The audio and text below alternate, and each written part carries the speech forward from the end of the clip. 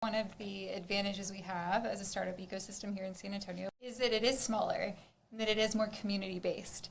And so we've even heard that a lot of times from connections outside of San Antonio. They're like, oh, wow, like Geekdom really feels like a community of people, right? It's easy to get an introduction to someone because they can help you out. And someone wants to help you out in a really genuine way, right? We're not just there to kind of grab equity or I'll be on a cap table all the time. Like we genuinely want to see founders thrive in San Antonio. And I believe that across the different kind of industries in the startup ecosystem here, right? Like you guys want to see the biomed and military medicine sector thrive in San Antonio and grow. We want to do the same for early stage founders that are in that tech and tech enabled space, right? We see that at Techport too, across Tech Block. Like all of these partners really are aligned. And so I think that makes it a lot easier to get founders resources faster that can really help them grow here. And then those connections with people who all want them to succeed. Yeah. So we've called, I think they call it like a 1 degree community or something, right? Yeah. So we're like 1 degree from anyone. Like if there's someone you want to talk to, we're like a degree, we can get you there. Yeah. So it's to this connectivity. Like we're small enough where like you can know the people you need to know. You can get in touch with them. Yeah, absolutely. I think that is a huge strength. And then I think, again, we're all also willing to take our own networks to find the right person for them if we're missing a connection here, right? Yeah. If we need to say, hey, what other accelerators might be a good fit for you, we're going to go find them for you and tell you when that application opens and help you with your application and get someone to review your deck and, put people together in that way to get you to that next step, even if that specific resource isn't like physically located in San Antonio. Yeah. Okay, so one of the things we talked about a couple times is the traits of founders, and this is a theme that we have on the podcast. So I would love to get your take.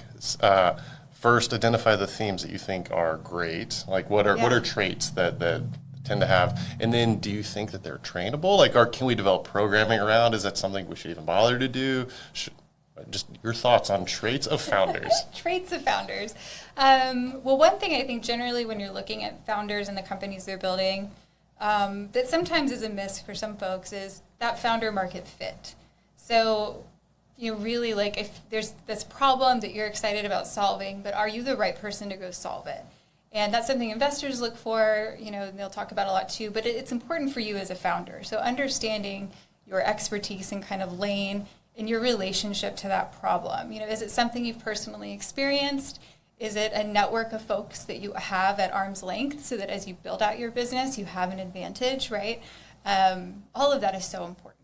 So important, not just for the product development, but for the business overall. So I think finding problems to solve that actually fit your expertise and lived experience is a huge, huge thing that early stage founders in particular, we get excited about ideas. There's so many things to go fix or make better in the world. Yeah. But that, I think one that's talked about often too, but is just important is grit. You got to be able to stick things out and work through problems and say, okay, that was an obstacle, but I'm going to get through it, or we're going to find a different way to go around it and just keep going no matter what comes up. So that grit is huge. I also think that founders a trait that is maybe less kind of obvious, I don't know, is just that pure joy and enthusiasm behind what they're doing, this relentless belief that they are going to make the world a better place with the thing they're building, right? Because as a leader, and leadership is huge as a founder, and a leadership quality we all look for is being able to get behind someone's vision for something better and bigger than ourselves that we can go play a part in, right? So I think founders that just kind of exuberate that naturally, you gravitate towards them. You want to help them. You want to work for them. You want to do everything for them, and you buy into that bigger vision. Yeah. Good communication, that's huge, right? Because as a leader, you need to be able to communicate to your business partners, anyone you're bringing on the team, anyone that's investing in you, being able to communicate that vision and idea clearly, right? Which can take some coaching and work. That is something that I think is super coachable. You can't coach passion. You can't really coach grit, honestly. Yeah, right. You're in it or you're not. You're in love with it or you're not. But I think you can coach a lot of the communication skills. And I think you can also coach a lot of those like relationship and networking building skills that are so important as well, and all that you learn over experience too. Yeah. Well, I mean, I think a lot of those traits that you talked about like come through in a pitch, right? Like when someone pitches, you get behind that vision, you see all that. So I guess there are times when the founder does great to get to a point, and then, this is when you bring in a new CEO to kind of run that business angle. I guess at Geekdom, how do you all help coach startups in that space, and especially if it gets to that transition point? Is that something you guys have explicitly tackled before? I don't know that we've explicitly tackled it, but I think that at Geekdom and in other similar spaces like accelerators and whatnot, being able to make those connections for founders when they have a gap, right? So a gap of talent, a gap of knowledge, whether that's through a mentor that can coach them for a little bit on a specific thing, or have a quick hit answer and be like, oh, I can look at your financial model with you and help you just figure that out real quick, or even with hey, we're looking for a contractor for this thing and we need an expert in this thing to bring in, right? So I think helping founders sometimes see the gap that really exists, and that's maybe another founder trait too that's really important, is knowing when there's a smarter person out there than you in that thing, and if you can get them to come help you, that's going to save so much time and effort and potential problems too. Yeah. So I think coaching founders want to be okay with not having every answer all the time, and knowing that finding and identifying that gap allows us to help them seek the help they need and fill it. I think that's something we do a lot. That's awesome. What excites you? What's the future of Geekdom? What do you guys have coming up that you are...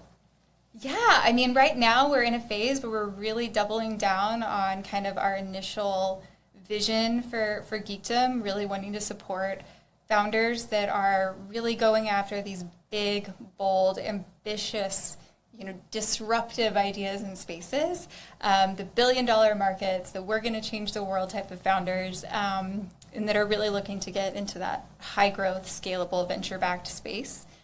So we're pivoting a lot of our programming and just things about our community that are really going to be more focused on that.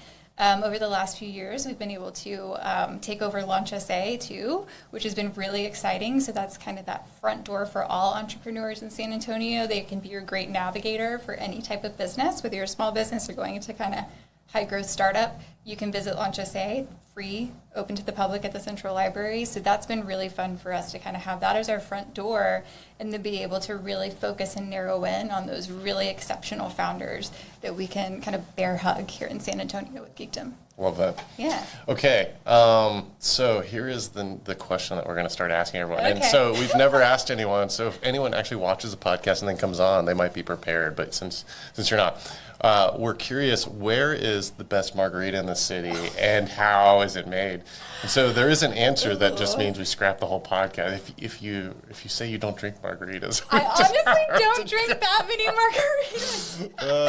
I don't drink that many margaritas. Okay. Maybe we can frame it. If someone comes to town and they are very enthusiastic about margaritas, where have you heard? Like, where would you take them? So I guess some of the places we might frequent just to get food, and maybe I get a margarita there. We love going to La Fonda. I'm a skinny margarita girl. Yeah. So that's what I get if I'm going to get one. So you go to La Fonda? La Fonda. We love La Fonda. What would you get at La Fonda? Yeah, we can't just name the rest. La Fonda, there's an answer. There is an answer. This is just where my I guess. And then Soluna. But they're, I think, more known for their chispas instead of margaritas. Yeah. Okay. So